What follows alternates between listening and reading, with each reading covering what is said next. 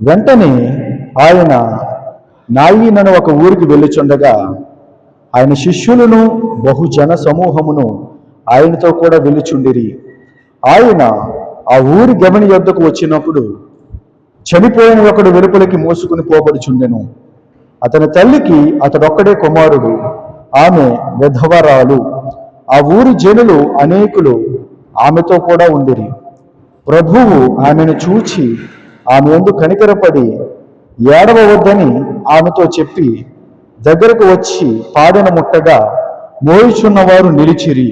ఆయన, చిన్నవాడ లెమ్మని నీతో చెప్పుచున్నాననగా ఆ చనిపోయిన వాడు లేచి కూర్చుండి మాటలాడసాగాను. ఆయన అతనిని అతని తల్లికి అప్పగించెను. అందరూ భయాక్రాంతులై మనలో గొప్ప ప్రవక్త బయలుదేరి ఉన్నాడనియు దేవుడు తన ప్రజలకు దర్శనము అనుగ్రహించి ఉన్నాడనియు దేవుని మహిమపరచరి. దేవుడి మాటలు మన వినికిడిలో ఆశీర్వదించునుగాక. చిన్న ప్రార్థన చేసుకుందాం, కళ్ళు మూసుకోండి. పరిశుద్ధుడా, మీకు వందనాలు, స్తోత్రములు నాయన. సర్వాధికారి అయిన వాడా, సర్వశక్తి సంపన్నుడా, మాతో మీరు మాట్లాడండి. అమూల్యమైన మీ శిలువ రక్తంతో ఇక్కడున్న మా అందరినీ కడిగి శుద్ధీకరించి మా దోష పాపములను క్షమించి కనికరించి సహాయము చేయమని చుట్టుపక్కల ఉన్న ప్రజలతో మీరు మాట్లాడి మహిమ మీరు పొందుకోనండి. యేసుక్రీస్తు నామం పేరట అడిగి వేడుకొని పొందినాము తండ్రి, ఆమేన్. చదవబడిన లేఖన భాగం మనం గమనించినట్లయితే లూకా సువార్త 7వ అధ్యాయము 11వ వచనములో వెంటనే ఆయన నాయీనను ఒక ఊరికి వెళ్ళుచుండగా, యేసుక్రీస్తు ప్రభుల వారు భూమి మీద ఉన్న దినములలో, ఆయన నరావతారిగా శరీరధారిగా ఉన్న దినములలో ఆయన అధికముగా చేసిన 3 పనులు, ఇంకా చాలా పనులు ఆయన చేశారు. పరిచర్య భాగములో ఆయన అధికముగా చేసిన 3 పనులు ఏమిటంటే, మొదటిది ప్రార్థించటం, రెండవది సువార్త ప్రకటించటం లేదా దేవుని రాజ్య సువార్త ప్రకటించటం మాత్రమే కాకుండా దేవుని వాక్యాన్ని బోధించటం. మూడవది మహత్కార్యములను, అద్భుత కార్యములను, స్వస్థత కార్యములను జరిగించటం. ఈ 3 చాలా అత్యవసరమైనవి. క్రైస్తవులముగా, యేసుక్రీస్తుని నమ్మిన బిడలముగా, యేసుక్రీస్తును కలిగిన బిడలముగా మనము కూడా ఈ 3 విభాగాలలో వెళ్ళాలి. అయితే మన అంశం అది కాదు, కానీ గమనించండి, యేసుక్రీస్తు ప్రభుల వారు ఆ 3 విభాగాలలో ఆయన పనిచేశారు అని నేను చెప్పాను కదా.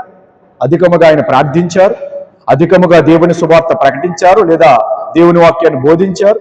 అలాగే మూడవది దేవుని యొక్క గొప్ప ఘనమైన కార్యాలు ఆయన జరిగించినట్లుగా మనకి లేఖనాల్లో కనబడతాయి, మత్తయి, మార్కు, లూకా, యోహాను సువార్తల్లో.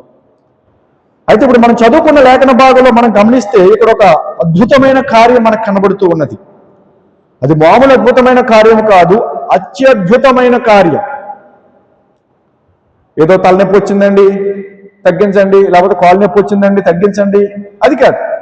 ఇక్కడ చదివిన భాగం మనం గమనించినట్లయితే వెంటనే ఆయన నాయీనను ఒక ఊరికి వెళ్ళుచుండగా ఆయన శిష్యులను బహుజన సమూహమును ఆయనతో కూడా వెళ్ళుచుండిరి. యేసుక్రీస్తు ప్రభుల వారు ఎక్కడికి వెళ్ళినప్పటికీ ఆయన వెనువెంట ఆయన శిష్యులు ఉండేవారు, అలాగే జన సమూహములు కూడా ఉండేవి. అధిక శాతం కొన్ని ప్రదేశాలలో, కొన్ని ప్రాంతములకు యేసుక్రీస్తు ప్రభుల వారు వెళ్ళినప్పుడు అక్కడికి శిష్యులను మాత్రమే తీసుకుని వెళ్ళేవారు, అక్కడ జన సమూహాలు ఉండేవారు కాదు. పగటి సమయములలో యేసుక్రీస్తు ప్రభుల వారు వెళుతూ ఉండగా వెనకాల శిష్యులు వచ్చేసేవారు, జన సమూహాలు కూడా వచ్చేసేవారు. అయితే సాయంత్రం అయ్యేటప్పటికీ, చీకటి పడేటప్పటికీ జన సమూహాలు ఎవరికి వారు వారి గృహాలకు, వారి ప్రాంతాలకు వెళ్ళిపోతూ ఉండేవారు. అవన్నీ మనకి లేఖనాల్లో కనబడతాయి. కానీ శిష్యులు మాత్రం యేసుక్రీస్తు ప్రభువుని అంటి పెట్టుకుని ఉన్నట్లుగా మనకి ఈ లేఖనాల్లో పరిశుద్ధాత్మ దేవుడు వ్రాయించాడు. అయితే యేసుక్రీస్తు ప్రభుల వారు వెళుతూ ఉన్నారు. ఎక్కడికి వెళ్తున్నారంటే నాయీనను ఒక ఊరికి వెళ్ళుచుండగా. అసలు నాయీనను ఒక ఊరికి ఎందుకు ఆయన వెళ్ళారయ్యా అంటే, యేసుక్రీస్తు ప్రభుల వారు ఈ భూమి మీద ఉన్న దినములలో దేవుని ఆత్మచేత ఆయన నడిపించబడ్డారు. దేవుని ఆత్మ ఆయనను ఎక్కడికి నడిపిస్తే ఎక్కడికి వెళ్ళేవారు. ఆయన సొంత పెత్తనం, సొంత తెలివితేటలు ఆయన వాడలేదు. ఆయన దేవాది దేవుడే, దేవుని కుమారుడే.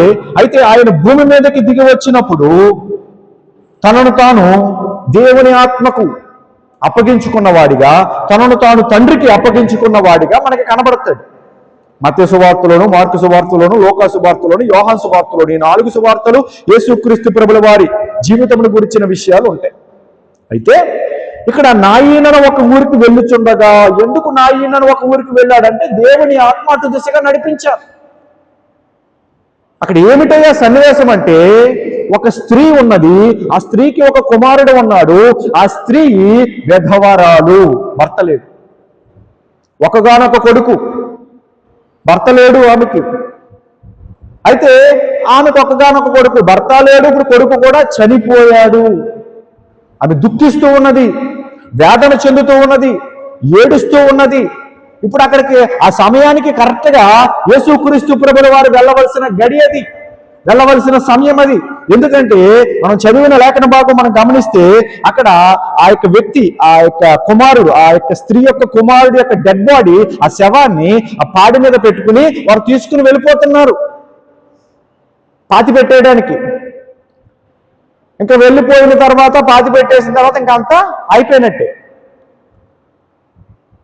కరెక్ట్గా అదే సమయానికి యేసుక్రీస్తు ప్రభుల వారు అక్కడికి వెళ్లాల్సిన గడియ దేవుడు నిర్ణయించాడు. దేవుని ఆత్మ నడిపించారు. దేవునికి స్తోత్రం కలిగిన గాక.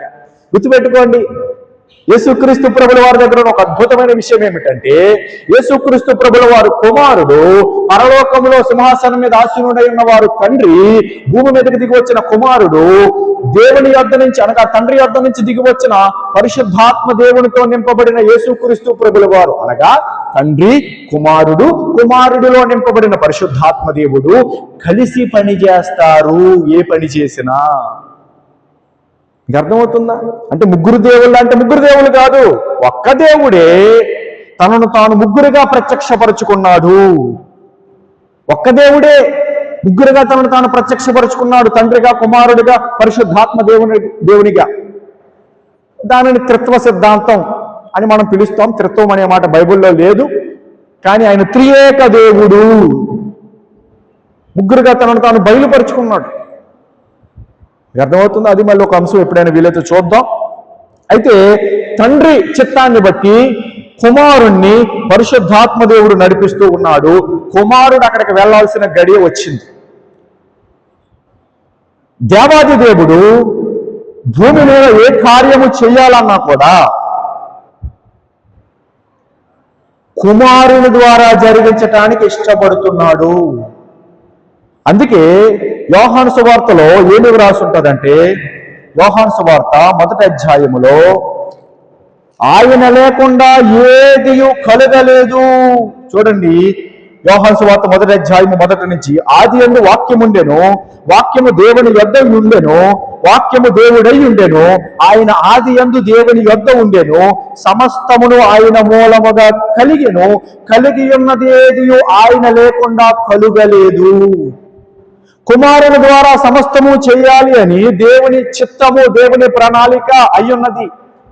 యేసుక్రీస్తు ప్రభుల వారు దేవునిలో ఒక భాగం అయి ఉన్నారు. యేసుక్రీస్తు ప్రభుల వారు దేవుని కుమారుడిగా పిలువబడ్డారు. యేసుక్రీస్తు ప్రభుల వారు భూమి మీదకి శరీరధారిగా వచ్చినప్పుడు, ఆత్మ స్వరూపుడై ఉన్న యేసుక్రీస్తు ప్రభుల వారు భూమి మీదకి శరీరధారిగా వచ్చినప్పుడు ఆయన మనుష్య కుమారుడిగా పిలువబడ్డాడు. అంటే ఒక మనిషిగా వచ్చాడు కదా, దేవుడే నరావతారం ఎత్తాడు కదా, దేవుడే మనిషిగా శరీరాన్ని ధరించాడు కదా, అందుకు మనుష్య కుమారుడిగా పిలువబడ్డాడు. అలాగే ఆయన జన్మించిన ఆ యోధా గోత్రాన్ని బట్టి, లేఖనాలను బట్టి ఆయన దావీదు కుమారుడిగా పిలువబడ్డాడు. దేవునికి స్తోత్రం కలిగిన గాక. అయితే ఆయన లేకుండా ఏదీ కలగలేదు, సమస్తమును ఆయన మూలంగా కలిగాయి. కుమారుని ద్వారా చేయటానికి దేవుడు ఇష్టపడుతున్నాడు. ఆ భాగములోనే, కుమారుని ద్వారా చేస్తూ ఉన్న క్రమములోనే దేవుని ఆత్మ పని చేయటం జరుగుతుంది. నా మాట అర్థమైందా? ఉదాహరణకి, నా మాట మీకు అర్థం కావటం కోసం, యేసుక్రీస్తు ప్రభుల వారు శిలువ మీద రక్తం చిందించి ఆయన చనిపోయి సమాధి చేయబడి 3వ దినమున తిరిగి లేచిన తర్వాత ఆయన పరలోకానికి ఆరోహణమై వెళ్ళిపోయారు. తండ్రి కుడిపార్శ్వమున కూర్చుని ఉన్నారు. ఎక్కడ? తండ్రి కుడిపార్శ్వమున కూర్చుని ఉన్నారని వాక్యం చెబుతుంది. అప్పుడు ఆయన యేసుక్రీస్తు ప్రభుల వారు భూమి మీద నుంచి వెళ్ళిపోతున్న క్రమంలో ఆయన ఏం చెప్పారయ్యా అంటే, శిష్యులారా, బిడ్డలారా, నేను వెళ్ళిపోతున్నానని మీరు కంగారు పడద్దు. తండ్రి వాగ్దానమును మీ మీదకి పంపుతున్నాను. నేను వెళ్ళిపోయిన తర్వాత ఆయన వస్తాడు. ఆయన అంటే ఎవరంటే పరిశుద్ధాత్మ దేవుడు, అంటే దేవుని ఆత్మ. నేను మీకు కళ్ళకి కనబడుతున్నాను, అయితే ఆయన మీకు కనబడతాడు కానీ అందరికీ కనబడడు. మళ్ళీ అది వేరే సబ్జెక్ట్, ఇది మనసులో పెట్టుకోండి అంతే. అయితే పరిశుద్ధాత్మ దేవుడు వస్తాడని యేసుప్రభువు వారు చెప్పేశారు శిష్యులకి. ఆ తర్వాత ఆయన వెళ్ళిపోయారు. ఆయన వెళ్ళిపోయిన తర్వాత తండ్రిని వేడుకున్నారు. ఆయన తండ్రి దేవుని ఆత్మను అనగా పరిశుద్ధాత్మను అనగా మీ ఆత్మను నా ఆత్మను భూమి మీదకి పంపించాలి. మీరు వాగ్దానం చేశారు కదా, పంపించండి భూమి మీదకి. నా పని నేను నిర్వర్తించేసి వచ్చేసాను. తండ్రి అంటున్నాడు కుమారుని. తండ్రి బైబిల్లో ఉండదు కానీ మీకు అర్థం కావటం కోసం చెప్తున్నాను. నీ పని నిర్వర్తించేసి వచ్చేసావు, మరి ఇప్పుడు ఎలాగా ఏంటి పరిస్థితి? ఇప్పుడు పంపించాలంటే రక్తం చిందించబడాలి కదా, ప్రాయశ్చిత్తం జరగాలి కదా. అప్పుడు వెంటనే యేసుప్రభు అన్నాడు, టెట్టడే అని తీసాడు. ఏంటి? యేసుప్రభు రక్తాన్ని. ఇంకో నా రక్తం పంపించే. రక్తం ఉందా? ప్రాయశ్చిత్తం జరిగిందా? ప్రజల పాపాల కొరకు నీవు మరణించి తిరిగి లేచావు కదా, అయితే ఇప్పుడు నా ఆత్మను పంపిస్తాను అని చెప్పి పరిశుద్ధాత్మ దేవుని భూమి మీదకి పంపించాడు. దేవునికి స్తోత్రం కలుగును గాక. యేసుక్రీస్తు రక్తము అనగా కుమారుని రక్తం అక్కడికి వెళ్ళింది. ఎక్కడికి? అతి పరిశుద్ధ స్థలములోనికి వెళ్ళింది. పాపము లేని స్థలం, పరిశుద్ధ స్థలం, దేవుడు సింహాసనం మీద ఆసీనుడై ఉన్న స్థలములోనికి యేసుప్రభువు వారి రక్తాన్ని చేత పట్టుకుని ఆయన వెళ్ళాడు. భూమి మీదకి పరిశుద్ధాత్మ దేవుడు వచ్చాడు. దేవునికి స్తోత్రం కలుగును గాక. పరిశుద్ధాత్మ దేవుడు పని చేయాలి అన్నా కూడా కుమారుడు లేకపోతే జరగదు. గుర్తుపెట్టుకోండి. అందుకే మనం ఎవరమని పిలువబడుతున్నామంటే క్రైస్తవులము, క్రీస్తును కలిగిన వారము, యేసుక్రీస్తు ప్రభుని వెంబడిస్తున్న వారము, దేవుని బిడ్డలము. ఎలాగా? యేసుక్రీస్తు ద్వారా. క్రైస్తవులకి సెంటర్ ఏమిటంటే క్రీస్తు. యేసుక్రీస్తు సెంటర్ అంటే ఊర్లో సెంటర్ కాదు, మన జీవితానికి ఆయన కేంద్రము. కేంద్రం. అందుకే నేనేమంటానంటే, మనకు ఎవరు ఉన్నా లేకపోయినా, ఎవరి తోడు ఉన్నా ఎవరి తోడు లేకపోయినా, ఎవరి సహాయం ఉన్నా ఎవరి సహాయం లేకపోయినా, ఒక్క యేసుక్రీస్తు ప్రభు మనతో ఉంటే సరిపోతుంది. దేవునికి స్తోత్రం కలుగును గాక. ఇంకా అన్ని వచ్చి పడతాయి. మీకు అర్థమవుతుందా? తండ్రి అనగా దేవాది దేవుడు కుమారుడై ఉన్న యేసుక్రీస్తుకి అధికారం అంతా ఇచ్చేశాడు. కుమారుడే మనవాడైతే, ఎవరు? యేసుక్రీస్తే మనవాడైతే, యేసుక్రీస్తే మనకు రాజు అయితే, యేసుక్రీస్తే మన ప్రభు అయితే, యేసుక్రీస్తే మన జీవితాన్ని పరిపాలన చేస్తూ ఉన్న అద్భుతమైన నాయకుడిగా మనం ఎంచుకుని ఆయనను హృదయంలో చేర్చుకుని ఆయనను వెంబడించే బిడ్డలముగా, రక్షించబడిన బిడ్డలముగా, సంఘంలో చేర్చబడిన బిడ్డలముగా, క్రైస్తవులముగా ముందుకు కొనసాగిపోతున్నట్లయితే మనకి ఎవరు వచ్చేస్తారంటే పరిశుద్ధాత్మ దేవుడు వచ్చేస్తారు. మనకి ఎవరు వచ్చేస్తారంటే యెహోవా దేవుడి కృప వచ్చేస్తుంది. అర్థమవుతుంది? మనకి ఇంకేం వచ్చేస్తాయంటే ఈ భూమి మీద మనకు అవసరమైనవి, మనకు కావాల్సినవన్నీ దేవుడు ఇచ్చేస్తాడు. ఎప్పుడు? యేసుక్రీస్తు మనకి సెంటర్ అయినప్పుడు, యేసుక్రీస్తు మన జీవితానికి నాయకుడు అయినప్పుడు, యేసుక్రీస్తు మనకి అధిపతి అయినప్పుడు. అంతే తప్ప యేసుక్రీస్తుని పక్కన పెట్టి అన్నీ కావాలంటే, మొదట ఆయన రాజ్యమును నీతిని వెతుకుడి.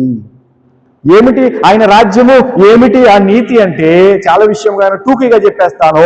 ఆయన రాజ్యము యేసుక్రీస్తే, ఆయన నీతి యేసుక్రీస్తే. యేసుక్రీస్తుకు వేరుగా ఏదీ లేదు. చాలా మంది సేవకులు పరుగులు పెడతా ఉంటారు, ప్రయాసపడతా ఉంటారు, మంచిదే, కానీ యేసుక్రీస్తును పక్కన పెట్టేసిన వారుగా ఉంటారు. మనం ఎంత ప్రయాసపడినా, అందుకే అన్నాడు కదా పౌలు ఏమన్నాడంటే, ప్రభునందు మీ ప్రయాస వ్యర్థము కాదు. మీరు ఎంత ప్రయాసపడినా పడండి రా బాబు, కానీ ప్రభునందు పడండి. ప్రభువుకు వేరుగా కాదు. ఇప్పుడు ఇల్లు మనం భూమి మీద కట్టుకుంటాం, గాల్లో కట్టం కదా. భూమి మీద ఇల్లు అనేది మనం కడతాం. అలాగే క్రీస్తు మీద, క్రీస్తు అనే బండ మీద మన జీవితాలను కట్టుకోవాలి.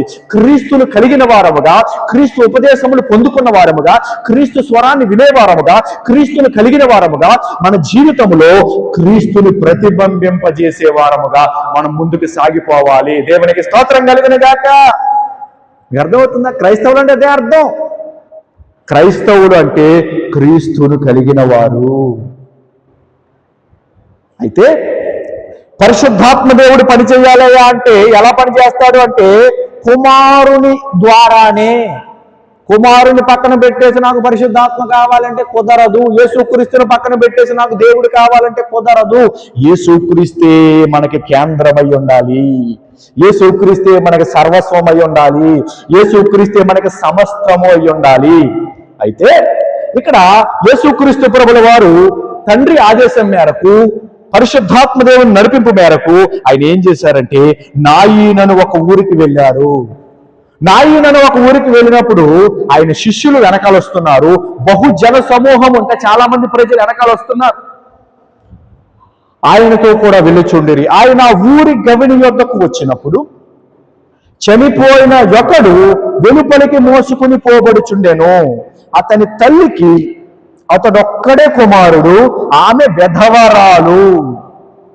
ఆమె విధవరాలు, భర్త లేడు. విధవరాలు అంటే మనకు తెలుసు కదా, భర్త లేడు. ఒక్కగానొక్క కుమారుడు అంట. ఎవరంట చూడండి, అద్భుతమైన మాట. అతడొక్కడే కుమారుడు, అతని తల్లికి అతడొక్కడే కుమారుడు. ఎంత స్పష్టంగా పరిశుద్ధాత్మ దేవుడు రాయించాడు చూడండి. అంటే దేవునికి సమస్తము తెలుసు. మనం అనుకుంటాం ఇంత ప్రార్థన చేస్తున్నాం, అవి చేస్తున్నాం, ఈ చేస్తున్నాం, అసలు ఏమీ జరగట్లేదు, దేవుడు అసలు పట్టించుకుంటున్నాడా, దేవుడు అసలు పట్టించుకోవట్లేదా? గుర్తుపెట్టుకో, దేవునికి సమస్తము తెలుసు. సమస్తము ఆయనకి ఎరుక. అన్నీ తెలుసు ఆయనకి. ప్రతిదీ తెలుసు. నీ కుటుంబం గురించి తెలుసు, నీ పరిస్థితి తెలుసు, నీ జీవితం తెలుసు, నీవు ఎదుర్కొంటున్న సమస్యలు తెలుసు, నీవు చెయ్యబోయే పనులు తెలుసు, చేసిన పనులు తెలుసు, నువ్వు ఎటువంటి వ్యక్తివో తెలుసు, నువ్వు దేవుని కొరకు నిలబడతావో లేకపోతే దేవుణ్ణి అమ్మేసి ఇస్కరియోతు యూదాలా ఉంటావో అది కూడా దేవునికి తెలుసు. అన్ని దేవునికి తెలుసు, సమస్తము తెలుసు దేవునికి. స్పష్టంగా చెబుతున్నాడు. ఒకడు చచ్చిపోయాడు, పాడి మీద వెళ్తున్నాడు, యేసుప్రభు అక్కడికి వచ్చాడు. అలా కాదు, అలా కాదు. అక్కడ ఒక తల్లి ఉంది, అక్కడికి యేసుప్రభు వెళ్తున్నాడు. అయితే ఆ తల్లి విధవరాలు, అంటే భర్త లేడని ఇన్ఫర్మేషన్ ఇస్తున్నారు మనకి. ఆ తల్లికి ఒక్కడే కొడుకు. ఇంకా మిగిలిన బిడ్డలు ఏమైనా ఉంటారేమో మనం అనుకుంటామేమో అని క్లారిటీగా అతడొక్కడే కుమారుడు, ఇంకొక కుమారుడు లేడు. అక్కడికి ఎవరు వెళ్ళారయ్యా అంటే సృష్టికర్త అయిన దేవుడు శరీరధారిగా అక్కడికి వెళ్ళాడు. ఆయనే ప్రభు అయిన యేసుక్రీస్తు. దేవునికి స్తోత్రం కలుగును గాక. సృష్టిని కలగజేసిన వాడు, జీవమును ఇవ్వగలిగిన వాడు, జీవాధిపతి, జీవము అయ్యున్నవాడు, మరణమును మృంగి వేయగలిగిన శక్తి కలిగిన వాడు ప్రభు అయిన యేసుక్రీస్తు అక్కడికి వెళ్ళాడు. ఇంకా అది చివరి గడియ, చివరి క్షణాలు. ఊరి గవని అంటే కొన్ని గ్రామాలకు, కొన్ని ప్రాంతాలకు, ఇప్పుడు కాదులే అండి, అప్పట్లో ప్రాకారాలు ఉండేవి. ప్రాకారాలు అంటే చుట్టూ గోడ. ఇప్పుడు మన చర్చికి చుట్టూ గోడ ఉంది కదా, అలాగా గోడలు ఉండేవి. ఆ గోడ ఎంట్రన్స్కి గవునులు అని చెప్పి ఉంటాయి. గవునులు అంటే మనం డోర్స్ అంటాం, గేట్లు అంటాం. అటుగా ఈ యొక్క డెడ్ బాడీని తీసుకుని వెళ్తున్నారు ప్రజలు. కరెక్ట్గా అందులో నుంచి లోనకు వస్తున్నాడు యేసుక్రీస్తు ప్రభుల వారు. ఆ మాట అర్థమైందా? ఆమెకు ఒక్కగానొక కుమారుడు, ఆ ఒక్కగానొక కుమారుడు చనిపోయాడు. ఆమె ఏం చేస్తుంది చూడండి. ప్రభు 13వ వచనము 7వ అధ్యాయం లోకాసు వార్త. ప్రభు ఆమెను చూచి ఆమె యందు కనికరపడి ఏడవవద్దని ఆమెతో చెప్పి యేసుక్రీస్తు ప్రభుల వారు ఆ ద్వారము గుండా లోనకి వెళుతున్నారు. లోనకి వెళుతూ ఉండగా ఆ డెడ్ బాడీని తీసుకుని వాళ్ళు వెళ్తూ ఉన్నారు. అక్కడ సన్నివేశం యేసు ప్రభుకి అర్థమైపోయింది. చూశాడు, ఆమె దగ్గరికి వెళ్ళాడు. ఏడొద్దమ్మా అంటే ఆవిడ ఏడ్చేస్తుంది. భర్త వెళ్ళిపోయాడు, కుమారుడు చచ్చిపోయాడు, ఇంకా ఎవరు ఏ దిక్కు నాకు లేదు, ఇంకంతా అయిపోయింది. గుర్తుపెట్టుకోండి, చాలా మంది ఏమనుకుంటారంటే అందరూ ఒకవేళ అలాంటి స్త్రీ ఉన్న పరిస్థితిలో ఉన్నవారు భర్త చనిపోయాడండి, బిడ్డలు కూడా ఎవరూ లేరు. లేకపోతే భర్త చనిపోయాడండి, ఒకగానొక బిడ్డ, ఆ బిడ్డ కూడా చనిపోయాడు. ఇక నా పరిస్థితి అగమ్య గోచరం, ఇక నా పరిస్థితి అంతా అయిపోయింది, ఇంకా నేను ఇంక బ్రతకడం కూడా వేస్ట్ అన్నట్లుగా అనుకుని కొంతమంది సూసైడ్లు చేసేసుకుంటారు. ఎవరు పెంచుతారు, ఎవరు పోషిస్తారు? కొన్ని భర్త ఉన్నాడంటే ఓకే, భర్త చచ్చిపోయాడు. కొన్ని కొడుకున్నాడా అంటే ఓకే, ఇప్పుడు కొడుకు కూడా చచ్చిపోయాడు. ఇలాంటి పరిస్థితుల్లో ప్రజలు లేకపోలేదు. ఇలాంటి పరిస్థితుల్లో చాలామంది, అలాంటి పరిస్థితులు అంటే ఇలా చనిపోవటం అనే కాదు, కానీ కొంతమంది పరిస్థితులు ఎలా ఉంటాయంటే ఇంట్లో గొడవలయ్యి, ఇంట్లో కుటుంబ కలహాలు జరిగి వారి కుటుంబానికి వేరు చేయబడిన వారిగా ఏకాకి జీవితము, ఒంటరి జీవితము జీవించే వ్యక్తులు లేకపోలేదు. మొన్నటి దినమున ఒక వ్యక్తి వచ్చారు మన చర్చికి.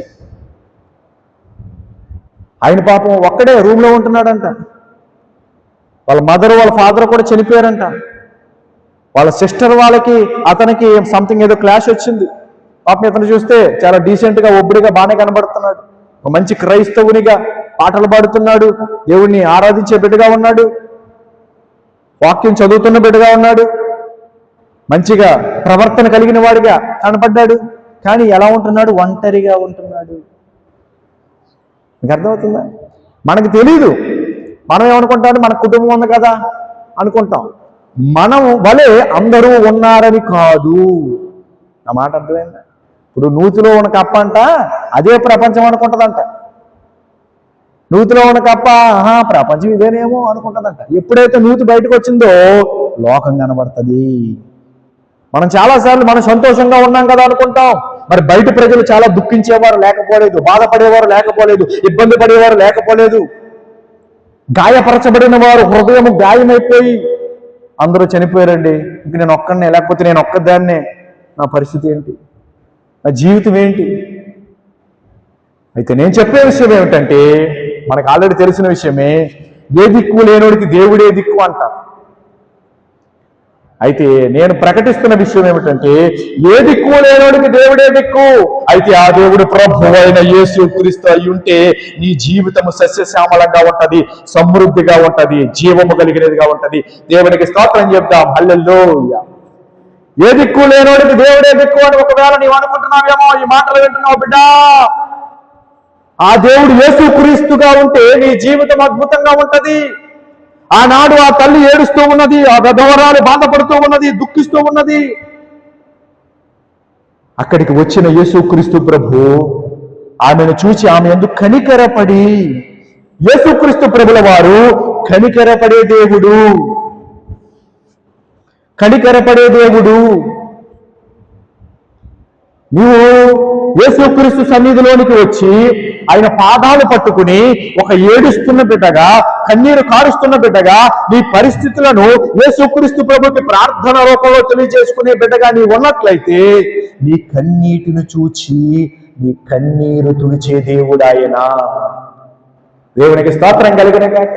నిన్ను ఆదరించే దేవుడు ఆయన, నీకు సహాయము చేసే దేవుడు ఆయన.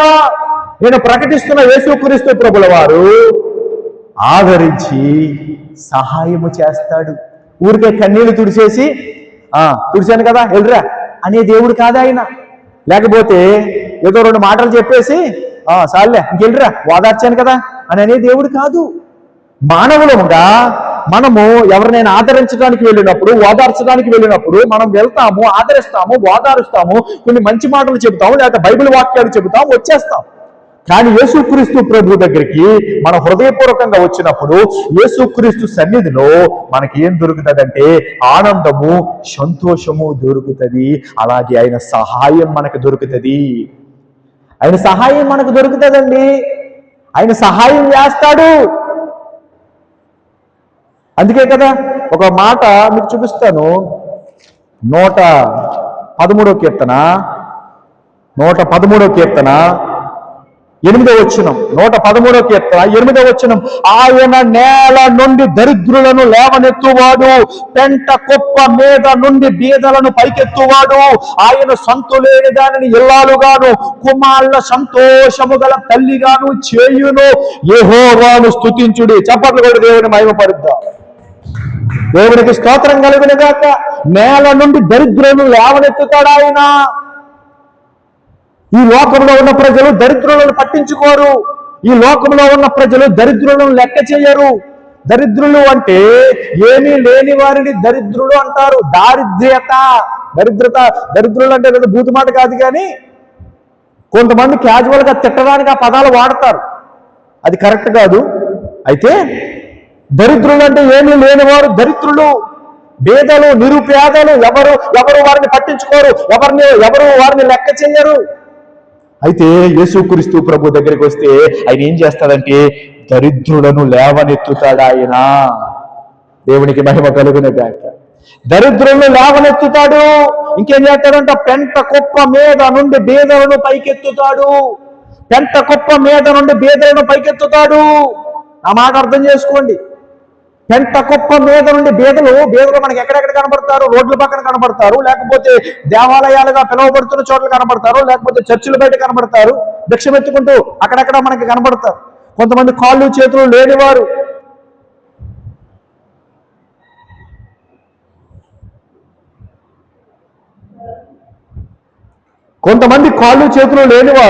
పాపం చిన్న చిన్న చక్రాలు కలిగిన ఆ పీట లాంటి బళ్ళ మీద అలాగే దేకుకుంటా వెళ్ళి పాపం అడుక్కుంటూ పాపం భిక్షమెత్తుతూ వారి జీవనాన్ని కొనసాగిస్తారు కదా. వారు బీదవారే కదా, లేనివారే కదా. అయితే పెంట కుప్ప మీద నుండి కొంతమంది పెంట కుప్పల్లోకి వెళ్ళిపోయి అవి వేరుకుంటా ఉంటారు. సంచులు పట్టుకుని, మీరు ఎప్పుడైనా చూసారు? సంచులు పట్టుకుని వెళ్ళి వేరుకుంటా ఉంటారు.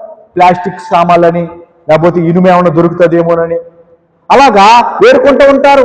బేదలు, లేనివారు. మీకు విషయం చెప్పనా? సమయం వచ్చింది గారు చెప్తున్నాను. మనకి కేఏ పాల్ గారు తెలుసు కదా. కేఏ పాల్ గారు కూడా పెంట కుప్ప మీద నుండి లేవనెత్తబడిన వ్యక్తి ఆయన పాపం ఇప్పుడు అలాగా అందరికీ కనబడుతున్నాడు. కానీ మళ్ళీ దేవుడికి అసాధ్యమైనది ఏదీ లేదు. పరుని సేవకునికి తీర్పు తీర్చుటకు నీవెవడవు, ఆయన పడుట ఆయనను తన యజమానుని పనియే అని రోమపత్రికలో దేవుడు వ్రాయించాడు. గుర్తుపెట్టుకోండి. కేఏ పాల్ గారు స్టార్టింగ్ జీవితం చాలా మందికి తెలియదు. ఆ వైజాగ్ దగ్గర ఆ ఊరి పేరు, ఆ వైజాగ్ దగ్గర పెంటకుప్ప మీద విస్తరాకులు పడుంటే ఆ విస్తరాకుల మీద దొరికింది ఏరుకుని తినేవాడు ఆయన. అప్పట్లో అంత లేని స్థితి, భయంకరమైన జీవితం. దేవుడు ఆ వ్యక్తిని లేవనెత్తి ప్రపంచమంతా తిప్పేశాడు. దేవుడికి స్తోత్రం కలుగును గాక. ప్రభుత్వ అధికారులకు, లేకపోతే ముఖ్యమంత్రులకు, ప్రధానమంత్రికి కూడా లేదేమో ఒక గొప్ప ఫ్లైట్ అతనికి ఇచ్చి ప్రపంచంలో అనేక దేశములను తీసుకుని వెళ్ళి యేసుక్రీస్తు రాజ్య సువార్త ప్రకటించేలాగా కేఏ పాలును బలంగా వాడుకున్నాడు కొన్ని సంవత్సరాల క్రితం. ఆ తర్వాత పాపం అతని పరిస్థితి కొద్దిగా అగమ్యగోచరంగా మారినట్లుగా అయింది. కానీ దేవుడు మరలా లేవనెత్తుతున్నాడు. దేవునికి తలుచుకుంటే ఆయనకు అసాధ్యమైనది ఏది లేదు. పడిపోయిన వాటిని లేవనెత్తగలిగిన దేవుడు, కృంగిపోయిన వారిని ఉద్ధరించగలిగిన దేవుడు ఆయన. దేవునికి స్తోత్రం కలిగిన గాక. ఆనాడు యేసుక్రీస్తు ప్రభుల వారు అక్కడికి వెళ్ళినప్పుడు ఆ స్త్రీ విషయమై ఆయన కనికరం చూపించారు. నేను చెబుతున్నాను, గుర్తుపెట్టుకోండి బిడ్డలారా. మీరు ఎటువంటి ఆందోళనకరమైన పరిస్థితుల్లో ఉన్నవారైనప్పటికీ, ఎటువంటి రోదన లేకపోతే చాలా బాధ, వేదన, హింస గుండా వెళ్తున్న పరిస్థితిలో ఉన్నవారైనప్పటికీ, లేకపోతే దారిద్ర్యత భయంకరమైన పరిస్థితుల్లో ఉన్న వ్యక్తులైనప్పటికీ, నేను ప్రకటిస్తున్న సువార్త, శుభవార్త ఏమిటంటే యేసుక్రీస్తు దగ్గరికి రా, యేసుక్రీస్తు పాదాలు పట్టుకో, నిన్ను ఉద్ధరిస్తాడాయన. నీ జీవితాన్ని ఒక అద్భుతమైన కట్టడము వలె మార్చేస్తాడాయన. ఇప్పుడు ఏదైనా ఒక ఇల్లు ఉందనుకోండి, అటుగా మనం వెళ్తున్నాం అనుకోండి, ఆ ఇల్లు మనకి నచ్చింది అనుకోండి, కళ్ళకు మనం ఏం చేస్తాం? చూస్తాం, ఏమంటాం? చాలా బాగుందిరా, బాగా కట్టాడు అంటాం కదా. అలాగా దేవుడు మనల్ని అనేక మందికి ఒక మంచి అద్భుతమైన కట్టడంగా చూపిస్తాడు.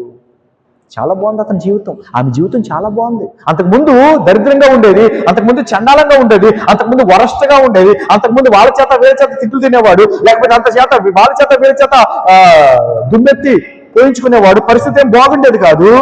కానీ ఒక అద్భుతంగా ఎలా మారిపోయిందంటే అతని జీవితంలోనికి లేదా ఆమె జీవితంలోనికి యేసుక్రీస్తు ప్రభు వచ్చాడు గనక దేవునికి స్తోత్రం కలిగిన గాక.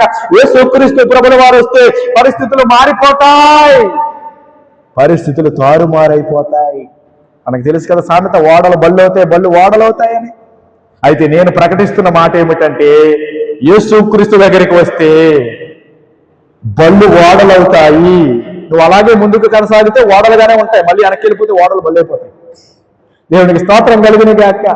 యేసుక్రీస్తు దగ్గరికి వస్తే నీ జీవితాన్ని ఆయన అద్భుతమైన విధంగా మార్చేస్తాడు.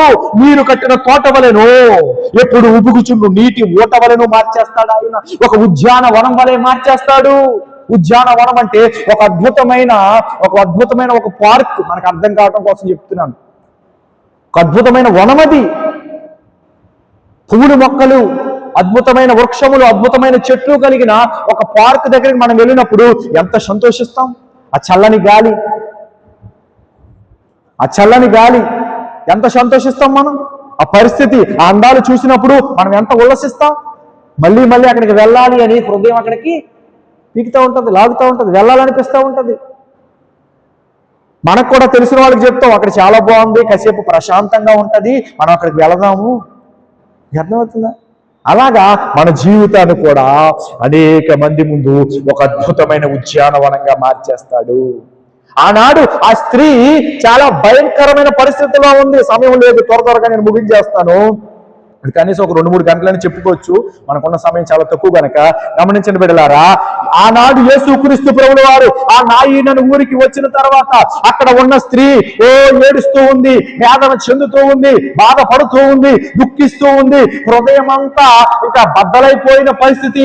అయ్యో నాకెవరూ లేరే, అయ్యో భర్త చనిపోయాడు, నేను విధవరాలను, ఒక్కగానొక్క కొడుకు, ఆడేదో చూసుకుంటాడు అనుకుంటే ఆడు చచ్చిపోయాడు, ఇప్పుడు నా పరిస్థితి ఏమిటి అని బాధపడుతూ ఉన్న ఆమె దగ్గరికి యేసు ప్రభు వచ్చాడు, కనికరము చూపించాడు. దేవుడికి స్తోత్రం కలిగిన గాక. చాలా మంది వచ్చి మాటలు చెప్పి వెళ్ళిపోతారు, చాలా మంది వచ్చి ఓదార్చి కన్నీరు తుడిచి వెళ్ళిపోతారు. కానీ ఆయన కన్నీరు తుడిచి వెళ్ళిపోయే రకం మాత్రమే కాదు, ఆయన ఎటువంటి వాడంటే కన్నీరు తుడిచి సహాయము చేసే దేవుడు ఆయన, లేవనెత్తే దేవుడు ఆయన, బలపరిచే దేవుడు ఆయన, ఉద్ధరించే దేవుడు ఆయన. దేవునికి స్తోత్రం కలిగిన గాక.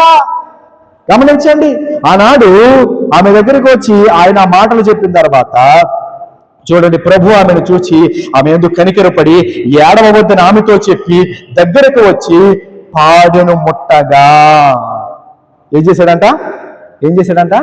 పాడెను ముట్టాడు. పాడంటే మనకు తెలుసు కదా, శవాన్ని తీసుకుని వెళ్తారు కదా, ఆ పాడెను ముట్టాడు. పాడెను ముట్టగా మోయిచున్న వారు నిలిచిరి. పాడినది ఎవడున్నాడు?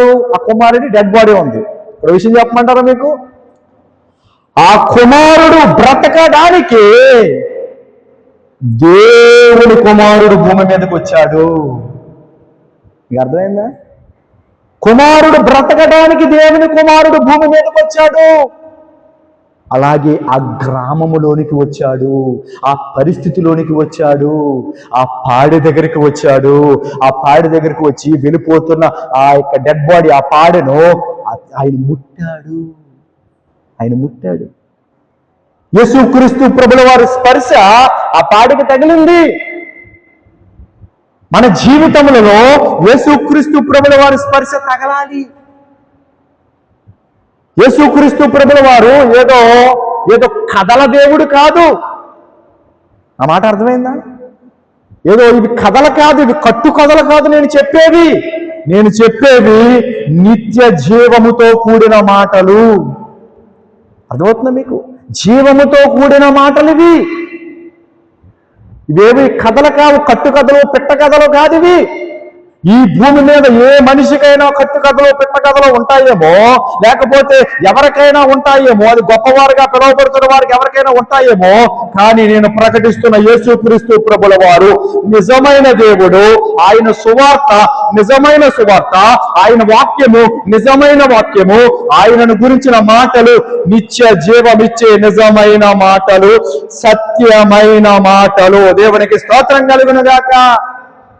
ఆయన అక్కడికి వచ్చి ఆయన ఏం చేశాడంటే ఆమెను ఆడబొద్దని చెప్పి ఆ పాడను ముట్టాడు.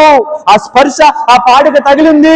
ఆ పాడి మీద ఎవరున్నారయ్యా అంటే డెడ్ బాడీ ఉంది. ఆ పాడి మీద ఎవడున్నాడయ్యా అంటే ఆ ఒక్కగానొక్క కుమారుడు, ఆ విధవరాలి కుమారుడు ఉన్నాడు. గుర్తుపెట్టుకోండి, మన జీవితంలోనికి యేసు ప్రభు వచ్చినప్పుడు ఆయన మన జీవితంలో నిర్జీవమైన వాటి మీద ఆయన తన హస్తాన్ని చాపుతాడు. దేవునికి స్తోత్రం కలుగును గాక. ఆయన ఎప్పుడైతే మన జీవితంలోనికి వచ్చి ఆ హస్తము, ఆయన హస్తము మన జీవితాల్లో తాకబడిందో, ఆయన స్పర్శ మనకి తగిలిందో, మన జీవితము మునుపున్నట్టుగా ఉండదు, మారిపోతుంది. దేవునికి స్తోత్రం కలుగును గాక. గుర్తుపెట్టుకోండి బిడ్డలారా, ఆయన పాడను ముట్టాడు. పాడను ముట్టి మోయుచున్నవారు నిలిచిపోయారు. మోయుచున్నవారు నిలిచిపోయారు. మోయుచున్నవారు ఏంటి? వాళ్ళ పని ఏమిటి? మోసుకుని వెళ్ళిపోవాలి, తీసుకుని వెళ్ళిపోయి పాతేయాలి. అంతే కదా. ఇప్పుడు డెడ్ బాడీని తీసుకెళ్ళి ఏం చేస్తారు? దాని పూజ చేస్తారా? కాదు. ఏం చేస్తారు? పాతేస్తారు. ఇంకా చివరి క్షణం యేసు ప్రభు వచ్చి పాడెను ముట్టాడు. వాళ్ళు నిలిచిపోయారు. గుర్తుపెట్టుకోండి, మన జీవితంలో నిర్జీవమైనవి కొన్నిసార్లు అలా వెళ్ళిపోతూ ఉంటాయి. మన శ్రద్ధగా వినండి, పట్టుకోండి, అర్థం చేసుకోండి. నిర్జీవమైనవి మన జీవితంలో అలా వెళ్ళిపోతూ ఉంటాయి. అవి నిర్జీవమైనవి అని కూడా మనకి తెలియదు, కానీ అవి నిర్జీవమైనవే. దేవుడు వాటిని చూసినప్పుడు అవి నిర్జీవమైనవి అంటే జీవము లేనివి. ఆ డెడ్ బాడీ ఎలాగైతే జీవము లేనిదో, ఆ డెడ్ బాడీ ఎలాగైతే ప్రాణము లేనిదో, ఆ డెడ్ బాడీ ఎలాగైతే ఊపిరి లేనిదో, మన జీవితంలో కూడా చాలా మంది అలా ముందుకు సాగిపోతూ ఉంటారు. వారి జీవితంలో జీవం ఉండదు. వారి జీవితంలో నిర్జీవమైన వస్తువులు, వారి జీవితంలో నిర్జీవమైన క్రియలు, వారి జీవితంలో నిర్జీవమైన పనులు, వారి జీవితంలో జీవము లేనివి ఎన్నో. అయితే నేను చెప్పే వార్త ఏమిటంటే, యేసుక్రీస్తు స్పర్శ ఒక్కసారి వాటికి తగిలితే అవి జీవము కలిగినవిగా మారిపోతాయి. ఆ మాట అర్థమైందా మీకు? హెబ్రీయులకు రాసిన పత్రికలో ఏమన్నాడు తెలుసా? నిర్జీవ క్రియలను విడిచి అన్నాడు. అది వేరే అంశం. మళ్ళీ నేను వాటి గురించి చెప్పట్లా.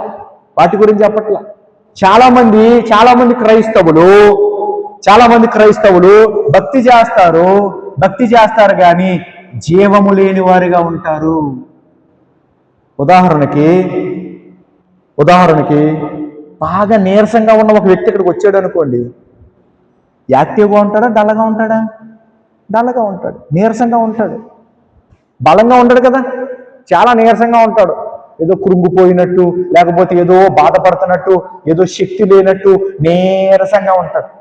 శారీరక నీరసం గురించి అది. అయితే చాలా మంది క్రైస్తవులు ఎలా ఉన్నారంటే దేవుని సన్నిధికి కూడా అలాగే నీరసంగా వచ్చి నీరసంగా వెళ్ళిపోతున్నారు. నీరసంగా వెళ్ళిపోతున్నారు. వారి లోపల ఏం లేదు, జీవం ఉంది, లేకపోలేదు. కానీ ఆ జీవం మినుకుమంటా ఉంది. ఆరిపోయే దీపం అలా మినుకుమంటా ఉన్నట్టుగాని వారి లోపల ఉన్న జీవం కూడా ఎలా ఉందంటే, చెయ్యాలే, వెళ్ళాలే, ఆదివారమా వెళ్దాం, శుక్రవారమా తప్పదా, పాటర్ గారు ఏమని అనుకుంటాడేమో. మీకు అర్థమైందా? అలాగా వాళ్ళ జీవం ఎలా ఉంటుందంటే మినుకుమంటా ఉంటుంది. నీరసంగా. అయితే నేను చెబుతున్నాను, యేసుక్రీస్తు స్పర్శ మీకు తగిలితే, యేసుక్రీస్తు ప్రభువుల వారి హస్తము మిమ్మల్ని తాకితే మారిపోతాయి. అన్నీ మారిపోతాయి. ఆ జీవము ఉజ్జీవింపబడుతుంది.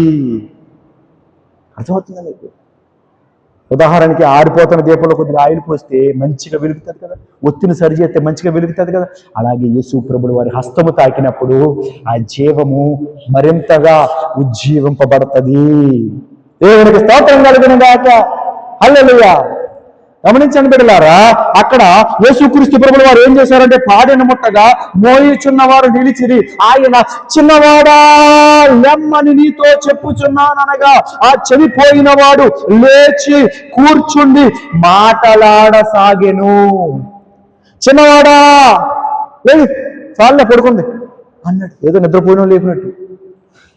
నిద్రపోయిన లేపినట్టు దప్పుడు ముసుకేసి కొంతమంది పడుకుంటారు, నటింటారు. హలో ఎంతసేపు వాళ్ళకి ఎన్ని వినపడినా కానీ లేకరం, నిద్రపోయేది అనుకుంటారు బయట వాళ్ళు. ఆ లోన పడుకున్నవాడు కూడా నిద్రపోయేదని అనుకుంటున్నారని అనుకుంటాడు.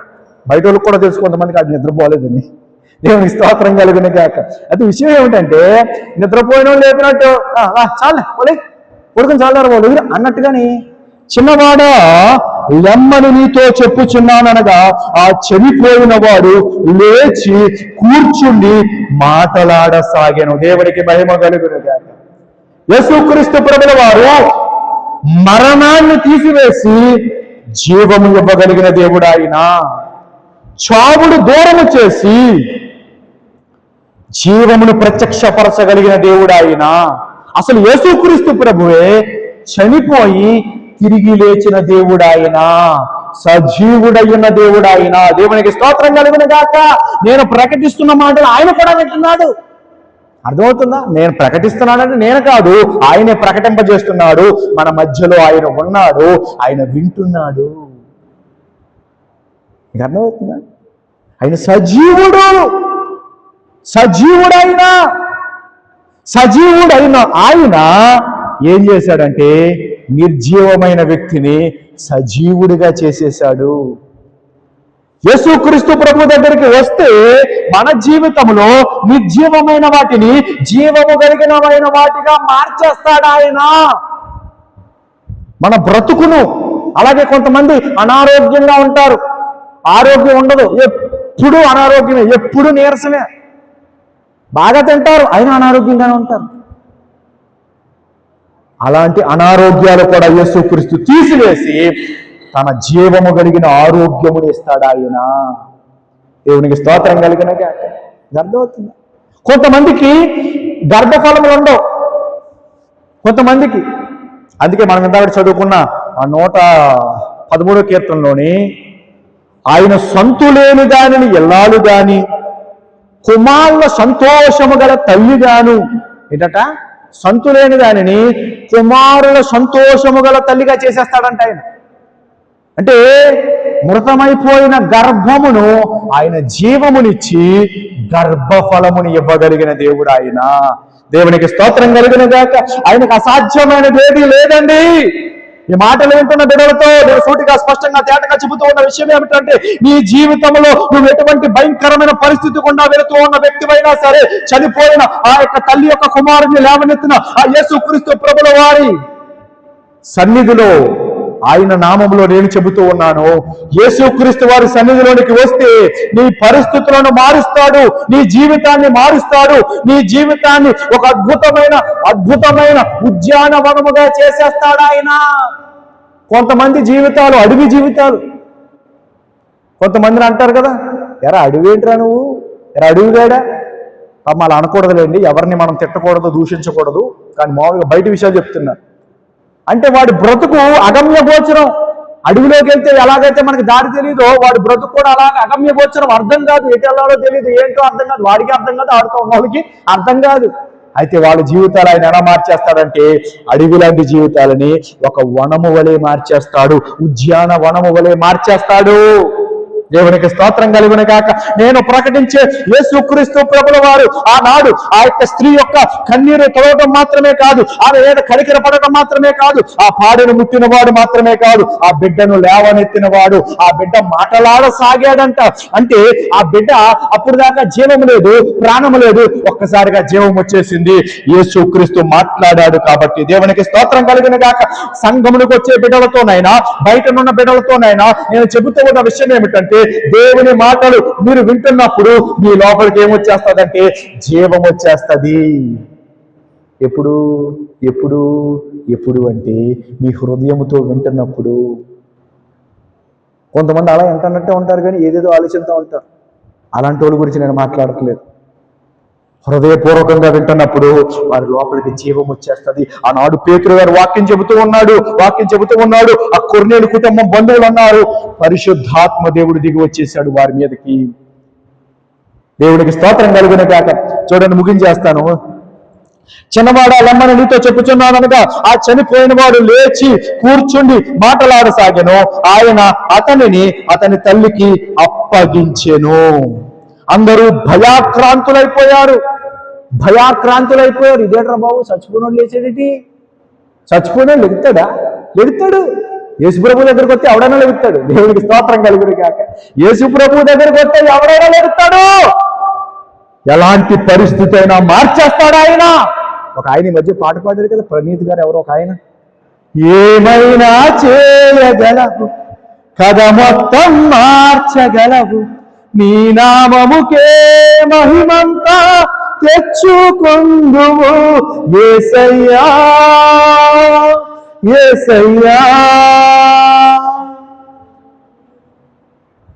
అయితే ఆయన ఏదైనా చేయగలడు, కథ మొత్తం మార్చేస్తాడు. అప్పుడు దాకా కథ ఏంటంటే నిర్జీవమైన కథ, జీవము లేని కథ. యేసుప్రభు వచ్చాడు, జీవం వచ్చేసింది. యేసుప్రభు వస్తే జీవం వచ్చేసింది. యేసుక్రీస్తు ప్రభు మీ జీవితంలోకి వస్తే మీకు జీవం వస్తుంది.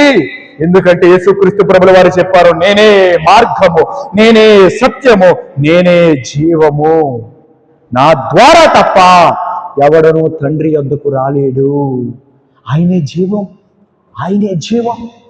అపోస్తలుల కార్యముల పుస్తకంలో చెబుతాడు కదా, ఆయన జీవాధిపతి, జీవానికి అధిపతి. నీ జీవితంలో ఎటువంటి పరిస్థితికైనా, నిర్జీవమైన పరిస్థితి, నిన్ను భయపెట్టే పరిస్థితి. ఇక్కడ మీకు ఒక విషయం చెప్తున్నాను, అద్భుతమైన విషయం, జాగ్రత్తగా మనసులో పెట్టుకోండి. మన జీవితంలో మనం చాలా వాటికి భయపడతా ఉంటాం కదా, అవన్నీ కూడా నిర్జీవమైనవి. అవి జీవం కలిగినవి కావు. అయిపోయి ఇవ్వబోతుందో, అయిపోయి ఆడేం చేసేస్తాడు, అయిపోయి ఈ పాము, లేకపోతే అయిపోయి ఆడు కొడేస్తాడు, అయిపోయి వీడు తిడేస్తాడు, అయిపోయి జాబ్ పోతుంది, అయిపోయి గర్భఫలం లేదు, లేకపోతే అయిపోయి భర్త ఏమంటాడు, అయిపోయి ఇవన్నీ నిర్జీవమైనవి. జీవం లేదు. జీవము దేవుడు మాత్రమే ఇవ్వగలడు. జీవము వెలుగునిస్తుంది, భయాన్ని ఇవ్వదు. జీవము వెలుగునిస్తుంది. జీవం వెలుగునివ్వటం మాత్రమే కాదు, చీకట్లను భయాలను తీసేస్తుంది. అర్థమవుతుందా మీకు? యేసుక్రీస్తు ద్వారా వచ్చేది జీవం, అందులోంచి వచ్చేది వెలుగు. ఆ వెలుగు చీకట్లను గెంటేస్తుంది, భయములను తీసివేస్తుంది. భయపెట్టేది జీవము కాదు, గుర్తుపెట్టుకోండి. భయపెట్టేది జీవం కాదు, ధైర్యాన్ని ఇచ్చేదే జీవం. అర్థమవుతుందా? ఇప్పుడు కొడుకు చచ్చిపోయాడు, ఆమె ఏడుతుంది. బాధ, భయం. ఎవడు పెంచుతాడో, ఎవడు పోషిస్తాడో, ఏం చేస్తాడో భయం. పరిస్థితి నిర్జీవం. యేసుప్రభు వచ్చాడు, జీవం, లేవనెత్తాడు. అమ్మా కంగారు, నేను ఉన్నాను, నేను వచ్చేసాను. ఆనాడు యేసుక్రీస్తు ప్రభు శరీరధారిగా ఉన్నాడు, నా ఈయన ఊరికి వెళ్ళాడు. ఇప్పుడు నేను ప్రకటిస్తున్న మాటల ద్వారా యేసుక్రీస్తు ప్రభుల వారు నీ గడప దగ్గరికి వస్తున్నాడు, నీ హృదయం అనే తలుపు దగ్గరికి వస్తున్నాడు. నీవు ఆహ్వానిస్తే నీ హృదయంలోకి వస్తాడు. నీవు ఆహ్వానిస్తే నీ హృదయంలోకి వస్తాడు, నీ మనసులోకి వస్తాడు, నీ జీవితంలోకి వస్తాడు. నీ బ్రతుకును బంగారుమయంగా మార్చేస్తాడు. చప్పట్లు కొట్టి దేవుని మహిమపడదాం. హల్లెలూయా. అద్భుతంగా మార్చేస్తాడండి. ఎందుకంటే ఆయన ఉన్నవాడు, అనువాడు. ఆయన భూత, వర్తమాన, భవిష్యత్ కాలములలో ఉన్నవాడు. ఆయన మాత్రమే దేవుడు, ఆయన మాత్రమే సృష్టికర్త అయిన దేవుడు. చివరిగా ఆనాడు ఏం జరిగిందంటే ఆయన అతని తల్లికి అప్పగించెను. అందరూ భయాక్రాంతులై మనలో గొప్ప ప్రవక్త బయలుదేరి ఉన్నాడనియు, దేవుడు తన ప్రజలకు దర్శనం అనుగ్రహించి ఉన్నాడనియు దేవుని మహిమపరిచిరి. ఈ ఒక్క మాటే ఒక గంట ప్రసంగం చేయొచ్చు, కానీ నేను ముగిస్తున్నాను. దేవుడు తన ప్రజలకు దర్శనం అనుగ్రహించి ఉన్నాడు. ఆనాడు అక్కడ ఉన్న ప్రజలు భయపడిపోయారు. ఏంటి చచ్చిపోయినోళ్ళు లేచాడేంటి, ఇంకా సేపట్లో వాడిని పాతేయాలి, వాడు చచ్చిపోయినట్టు లేచాడేంటి అని భయాక్రాంతులైపోతే అక్కడ వాళ్ళు అనుకుంటున్నారంట, గొప్ప ప్రవక్త అయినా, గొప్ప ప్రవక్త. ఎందుకంటే పాత నిబంధనలో ఏలియా, ఎలీషా చచ్చిపోయిన వాళ్ళు లేపారు. ఇంకా చెప్పాలంటే చచ్చిపోయిన వాళ్ళని వారు లేపారు కదా. ఆ ఏలియా లేపిన వాడు కూడా ఒక విధవరాలు కుమారుడే. ఎలీషా లేపింది కూడా అంటే విధవరాలు కుమారుడు కాదు, కానీ అతను కూడా ఒక కుమారుడే. ఇప్పుడు యేసు ప్రభు లేపింది కూడా ఒక కుమారుడినే. వాళ్ళకి మైండ్లోకి వచ్చేసింది పాత నిబంధన. వెంటనే వాళ్ళకి ఏమొచ్చేసింది అంటే యేసు ప్రభు ఒక ప్రవక్త అనుకున్నారు. యేసు ప్రభు ప్రవక్త కాదురా బాబు, యేసుక్రీస్తు దేవాది దేవుడు. అయితే ఆయన దేవునిని దర్శనమును ప్రజలకు చూపించటానికి దిగి వచ్చాడు ఆయన భూమి మీదకి. అర్థమవుతుందా? ఒక్క చివరి మాట చెప్పి ముగిస్తాను. ఎవడైనాను ఎప్పుడైనాను దేవుణ్ణి చూడలేదు, దేవుని స్వరము వినలేదు. మరి యేసుక్రీస్తు దేవుని యొద్ద నుండి దిగి వచ్చాడు ఆ దేవుణ్ణి ఆయన ద్వారా లోకానికి చూపించటానికి. దేవుడు దర్శనం అనుగ్రహించాడు యేసుక్రీస్తు ద్వారా. ఆనాడు యేసుక్రీస్తు శరీరధారిగా ఉన్నాడు, ఈనాడు యేసుక్రీస్తు ఆత్మరూపిగా ఉన్నాడు. ఎప్పుడైనా యేసుక్రీస్తు మాత్రమే దేవుడు. ఆయనను మన హృదయంలో చేర్చుకుంటే మనకి ఏం జరుగుతుందంటే దైవ దర్శనం జరుగుతుంది, దేవుని దర్శనం జరుగుతుంది, దేవుని ప్రత్యక్షత మనకు కలుగుతుంది. దేవుని ప్రత్యక్షత ఎలా కలుగుతుందంటే త్రూ జీసస్ క్రైస్ట్, యేసుక్రీస్తు ద్వారానే. దేవుడి కొద్ది మాటలు మన వెనుకలో ఆశీర్వదించును గాక. అందరూ కళ్ళు మూసుకోండి, ప్రార్థన చేసుకుందాం.